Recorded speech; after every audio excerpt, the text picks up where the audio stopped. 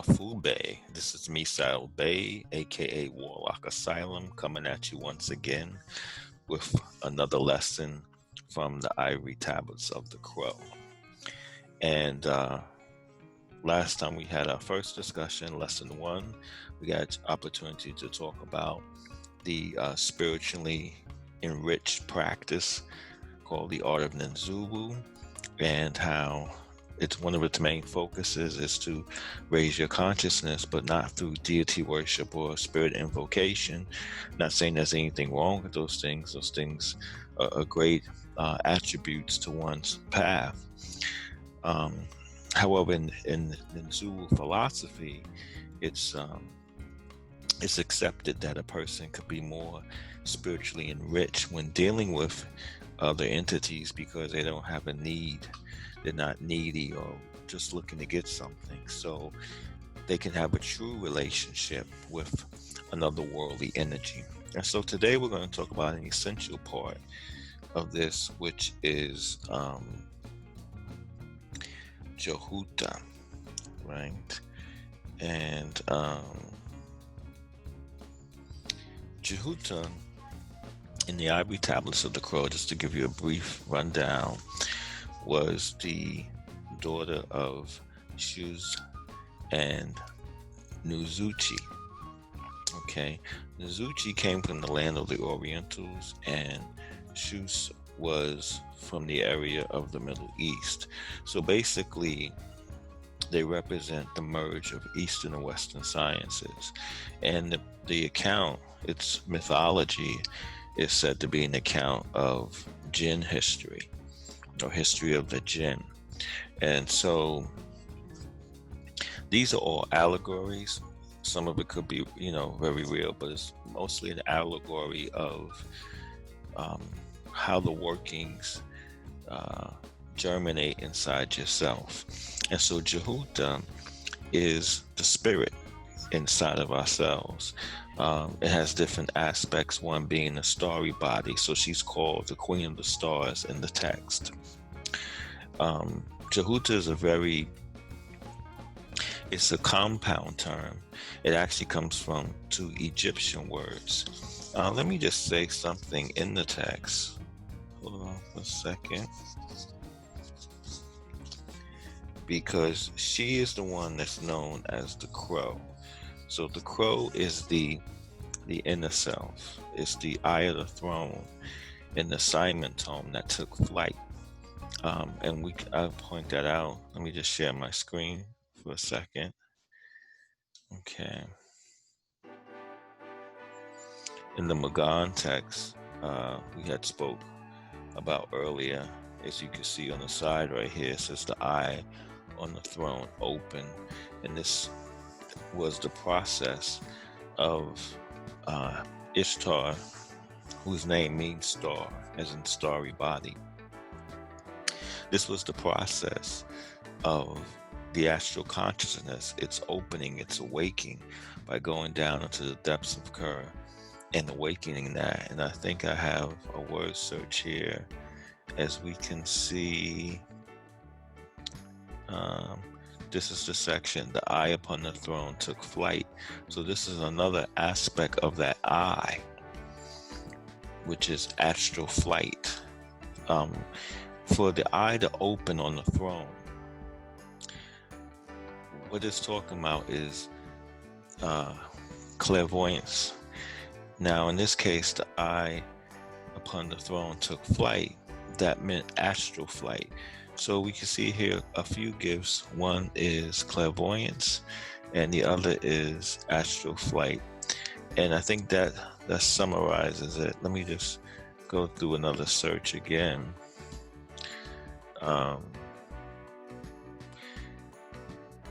The one I saw, cold and burning.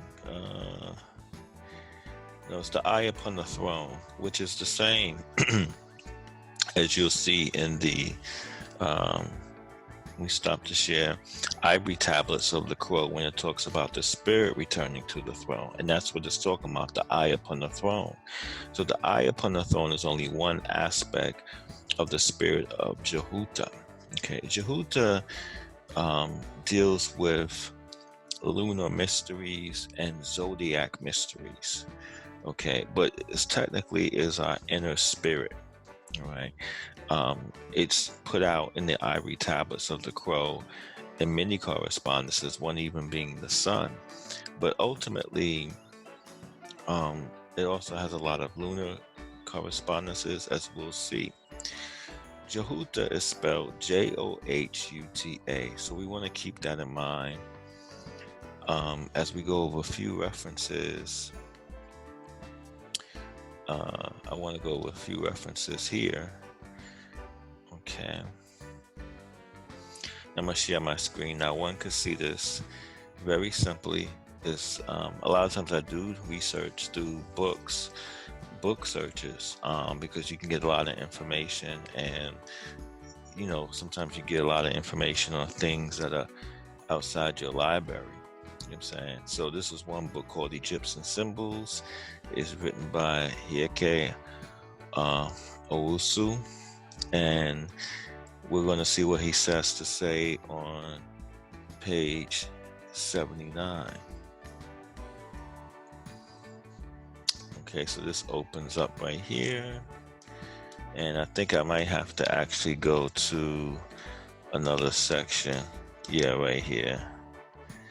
That's 89, 81. So let's go there, and we can see an image of Joh, Joh. So we can see the first syllable, Joh, which is the first half of the term Johuta in the ivory tablets of the crow. There's also several meanings, an Nzulu meaning, and there's also a Japanese meaning, because Japanese people also claim descent from Egypt, for those who are not aware, in their mystery schools of Shinto. That's why you get words like Amun-Ra and Amaterasu. So they claim descent also from Egypt. So Johuta in Japanese means love, like a love song. Jo means love, and Uta means song. So in the case of Egypt, let's read what Joh means. And it says, the god Joh represented embodiment of the moon. As a symbol, he carried the moon signs, the disk, and the crescent on his head.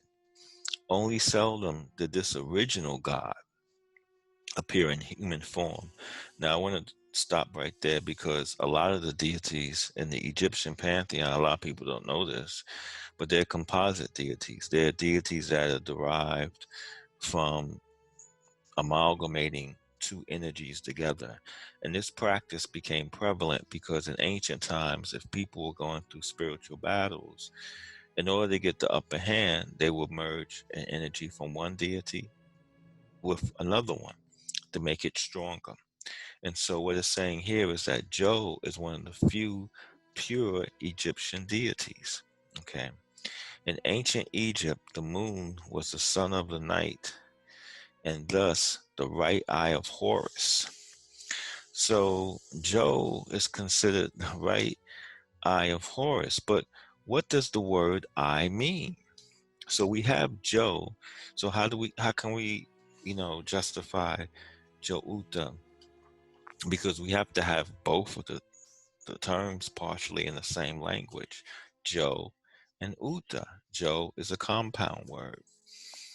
I'm sorry, Johuta is a compound word. So we saw the first was like the eye of Horus, and the moon and everything like that, symbolic of that. So the night mysteries, just like we saw in the Magan text, how the eye upon the throne was representing like clairvoyant powers, or powers that are sparked from like night mysteries of the shadow side. Okay, so next we're going to go, and we're going to discover, let's take a look at the second half of the situation, where we talk about Uta. Okay, and this is going to be coming from The New Nation, Volume 3, published in 1880, and the author is John Morris, author of The New Nation. Okay, so let's take a look at that. I may have to blow this up a bit because back in that day, no, I don't actually have to. Here it is. Uta, spelled exactly the same way. Uta. In Egyptian mythology, the left symbolic eye, an emblem of the moon. All good beings were created from the eye of Ra, and all the evil things from the eye of Typhon. Okay, so this is symbolic of the left eye, and it's an emblem of the moon. And also, as we saw, so here we have two, words that were used to describe the moon, the lunar power, in one, Johuta, the night essence.